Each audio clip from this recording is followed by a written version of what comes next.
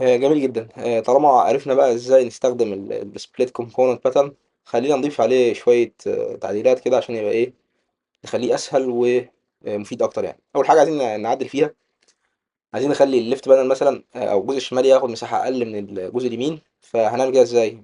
سهل قوي. هنروح على الكومبوننتس بتاعنا، او هنروح على الكومبوننت بتاعنا وهنضيف تو بروبس. وليكن الاول هنسميه ليفت ويتس عشان نحدد العرض او الويتس بتاع الجزء الشمال. والتاني طبعا هيبقى الرايت ويتس عشان يحدد الايه الويتس بتاع الجزء اليمين. وكبيست براكتس هنضيف انيشال فاليو لكل واحد فيهم واحد، بحيث ان ايه ما يحصلناش اي باجز. لان انت عارف الانيشال فاليو دلوقتي لو ما ضفناش لواحد دي هيبقى undefined، فتجنبا لاي مشاكل هنضيف انيشال فاليوز لكل واحد فيهم ايه، وليكن واحد يعني. حلو. هنبدا بقى نباصي الليفت ويتس والرايت ويتس للبانل عن طريق بروبس، وليكن هنسميه فليكس. فهنباصي للبانل الاولاني بتاع الليفت ويتس، هنكتب فليكس بيساوي الليفت ويتس، وتحت برضه في البانل بتاع الرايت هنكتب فليكس ايكوال تو الرايت ويتس. وهنبدأ بقى نستقبلهم فوق في البانل نفسه. هنبدأ بقى نخلي البروبس دي توصل للبانلز في الستايل كومبوننتس. هنستخدم سنتكس معين كده خاص بالستايل كومبوننتس عشان ايه تبدأ ناكسس البروبس دي. هنكتب دولار ساين وبعدين نفتح قوسين كده الكيرلي بريسس، وهنستقبل از ايرو فانكشن البروبس جواه از بارامتر يعني. وهنبدأ نباصي الايه البروب اللي احنا باصينه تحت للبانل اللي اسمه فليكس زي ما انت شايف في السنتكس قدامك دلوقتي.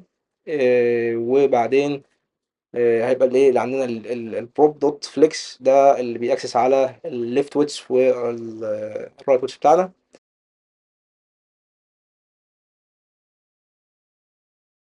وهنبدأ بقى نروح للسبليت سكرين كومبوننت بتاعنا، وهنباصي الفاليوز بتاعت البروبس بتاعتنا بقى الليفت والرايت. وليكن هندي للليفت واحد والرايت اتنين، ونبدأ نشوف الريزلت عندنا في الكروم. هنلاقي الليفت واخد بتاع 30% من الشاشة، والرايت واخد بتاع 70% بناء على الأرقام اللي احنا حطيناها يعني. في بقى طريقة أحسن كتير في إن احنا نهندل الكومبوننتس بتاعتنا الليفت والرايت كومبوننتس بتوعنا. إن احنا بدل ما نبصيهم للسبليت سكرين كومبوننت كبروبس، لا، احنا ممكن نخليهم او نستخدم الشيلدرن في رياكت. وان احنا نحط الكومبوننتس بتاعتنا الليفت سايد كومبوننت والرايت سايد كومبوننت جوه السبليت سكرين. يعني السبليت سكرين هيبقى البيرنت بتاع التو كومبوننتس بتوعنا، ونستقبلهم هناك في المفروض بقى الايه اللاي اوت بتاعنا او السبليت سكرين لاي اوت بتاعنا كتشيلدرن.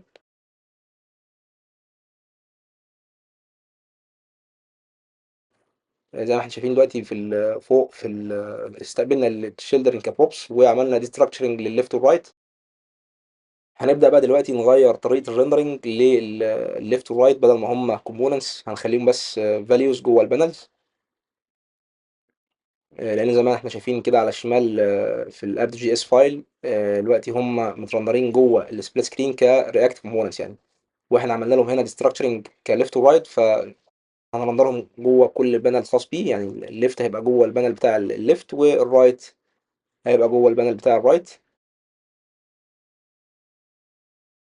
حلو قوي. اعتقد كده بالستراكشر ده او بالنظام ده الكود بقى كلين اكتر ومرن اكتر، وهيسمح لك بقى انك تباصي بروبس لكل شيلدرن على حده. يعني انت ممكن دلوقتي زي ما احنا شايفين دلوقتي هنباصي بروب وليكن اسمه تايتل لكل شيلدرن على حده. الليفت هيبقى التايتل بتاعه ليفت، والرايت هيبقى التايتل بتاعه رايت. وهنستقبل التايتل البروب بتاعنا ده في كل تشيلدرن منفصل، ونبدأ نرندر أو نبدأ نحط التايتل نرندره بشكل دايناميك جوه ال H2 تاج بتاعنا.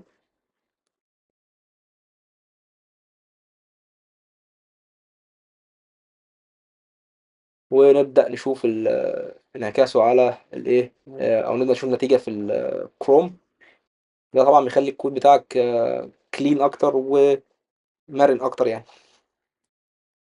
جميل جدا. اعتقد كده احنا خلصنا كل حاجه تخص السبليت سكرين لاي اوت باتر. وان شاء الله هنبدا في الفيديو الجاي نتكلم عن الليستس وافضل باترنز ممكن نستخدمها مع الليستس، وازاي نهندل الليستس والليست داتا بافضل طرق ممكنه يعني.